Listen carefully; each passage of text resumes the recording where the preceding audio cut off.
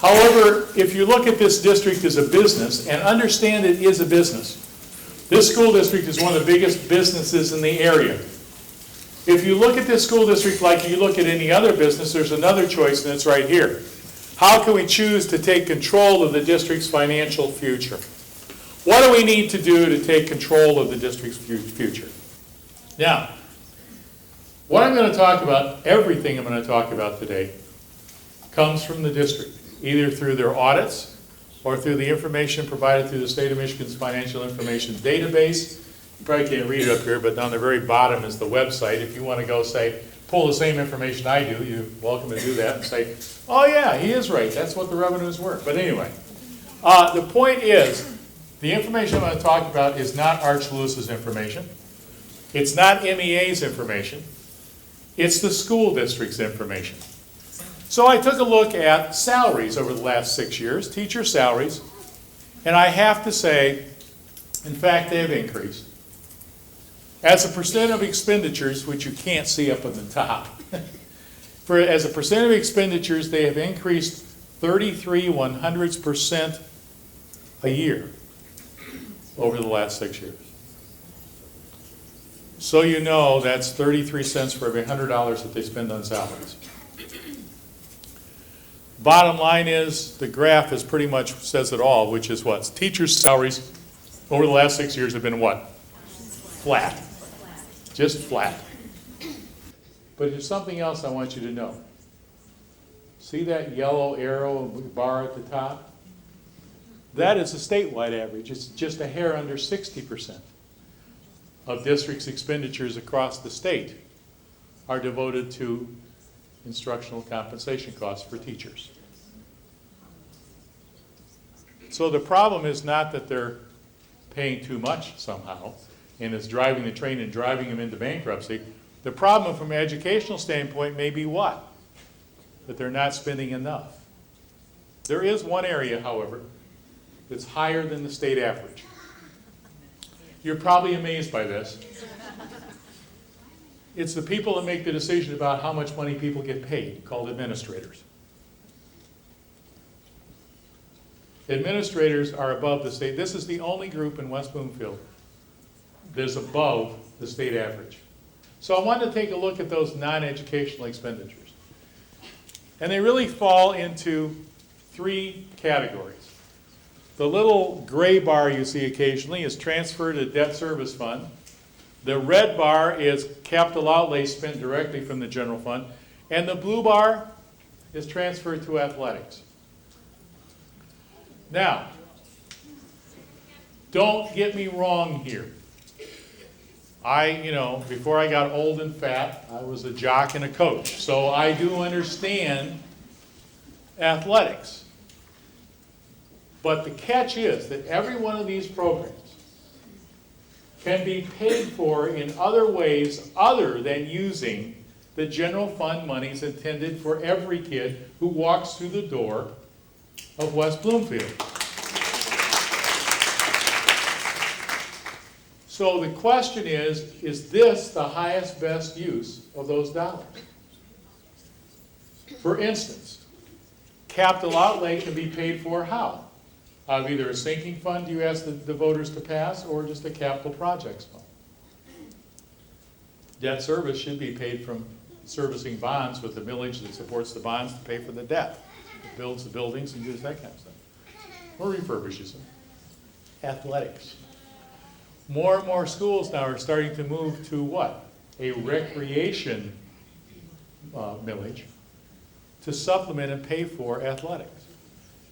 One of the easiest millages on the face of the earth to pass, because what do we know about athletics? We know that a mascot is the most difficult animal on the face of the earth to kill.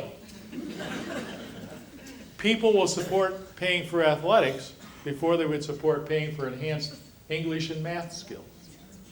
So why not take advantage of that and allow them to pay for the programs that they want? If the district is not running a deficit, if the district is providing every educational program they can for the kids, all the kids in West Bloomfield, if they're not asking parents to bring in Kleenex and pay for field trips, and they have money left over at the end of the year and they want to spend it on this stuff, that's cool.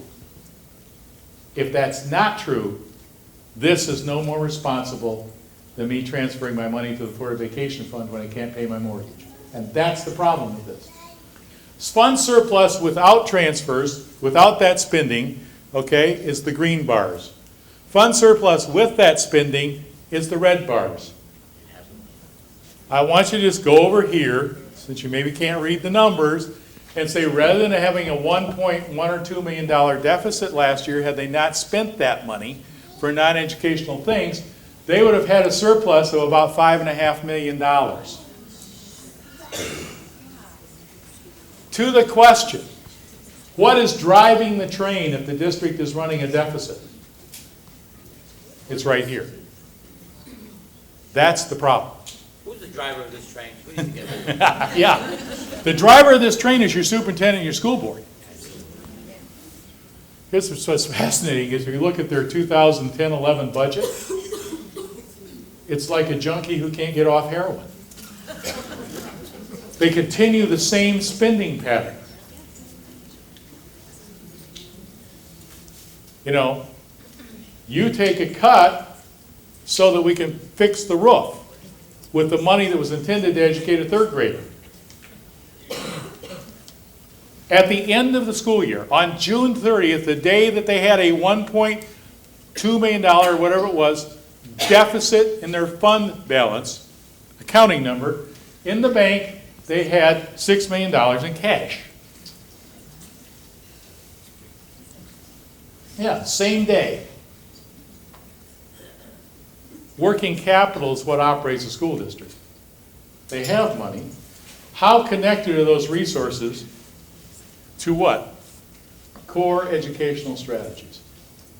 That's the question we need to be asking at the school board meeting. A strategy is what? A specific set of things you engage in to get what? A specific educational outcome. Why is that so critical? Because once I can figure out those activities I have to engage in to get the desired outcome I want, I can figure out what? How do I spend my money to make that strategy work to get the outcomes I want? So I took a look and I said, okay, in 2005 you gained almost 100 kids, and so you eliminated about 45 staff people. I'm good with that. In 2006 you only increased about 25 kids, and so you gained, well actually you stayed about the same. You didn't gain anything. In 2007 you lost about, I read the numbers here, 80 kids, so you gained about 30 staff. In 2009 you gained about 150 kids, so you gained about 7 staff. At least it's going the same way. In 2010, you gained about 60 kids, so you decided to lose about 18 staff people. If there is a correlation here, it is purely random.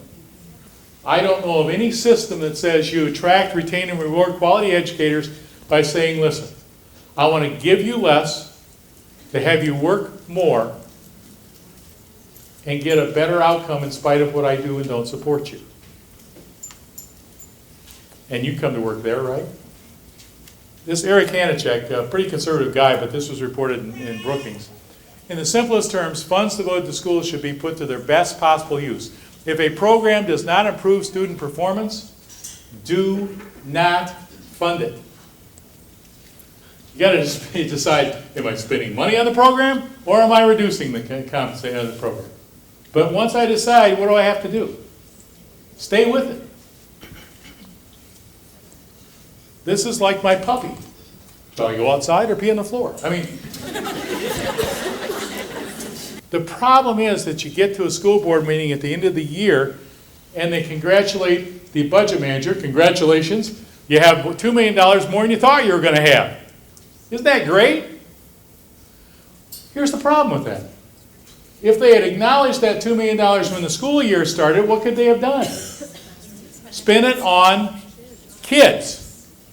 They have probably never come to the bargaining table and said, let's talk about how we can cut back on our non-educational expenditures. That is their problem, and they don't want to talk about it. This district has a technical fund surplus deficit that they can work their way out of. if they use their resources wisely, and that doesn't mean cut you or programs. But what they mostly have is a planning deficit.